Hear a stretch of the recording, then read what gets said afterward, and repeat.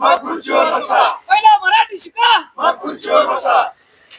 पहिला मराठी शिका, मग खुर्चीवर बसा. विधानसभा अध्यक्षांचं करायचं काय? खाली मुंडी वर पाय. महाराष्ट्र नवनिर्माण सेनेचा जय हो. मनसेच्या वतीने विधानसभेचे जे अध्यक्ष आहेत राहुल नार्वेकर यांच्या विरोधात विधानसभा अध्यक्ष राहुल नार्वेकरचं करायचं काय? खाली मुंडी वर पाय, मराठी भाषेचा अवमान करणाऱ्या सरकारचं करायचं काय? खाली मुंडी वर पाय. करायचं काय? खाली डोकं वर पाय. विधानसभा अध्यक्षांचं करायचं काय? खाली डोकं वर पाय. महाराष्ट्र नवनिर्माण सेनेचा जय असो.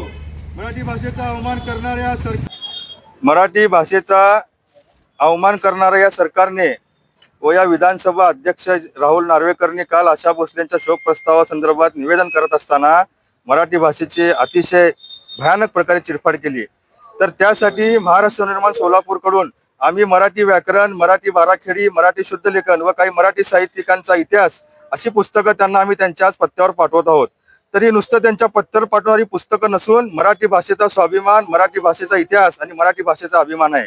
तर मी आज या राहुल नार्वेकरांना सांगतो की या मराठी भाषेपेक्षा, मराठी समृद्धीपेक्षा, मराठी संस्कारापेक्षा तुमची खुर्ची अजिबात मोठी नाही. त्याच्यापेक्षा कित्येक पटीने आमची मराठी खूप मोठी आहे. 1200 वर्षापासूनचा त्याचा इतिहास आहे. तर तुम्ही ताबडतोब या पुस्तकाचं वाचन करा, त्यातून काय तर धडे घ्या. नाहीतर ह्याच्यापेक्षा तीव्र आंदोलन महाराष्ट्र नवनिर्माण सेनेला तुमच्या घरासमोर करावं लागेल. कारण तुमच्या घरासमोर आज नुसतं पुस्तकं पाठवली आहेत. तर त्या पुस्तकातले धडे तुमच्या अंगावर, तुमच्या तोंडावर गिरवल्याशिवाय महाराष्ट्र नवनिर्माण सेना शांत बसणार नाही, हे आम्ही आज राहुल नार्वेकरांना सांगतो. काल विधानसभा अध्यक्षांनी स्वर्गीय आशा भोसले यांच्या शोकसभेचा प्रस्ताव मांडताना जे मराठी भाषेची चिरपाड केली, तर ही सर्व महाराष्ट्रासाठी लाजिरवाणी गोष्ट आहे.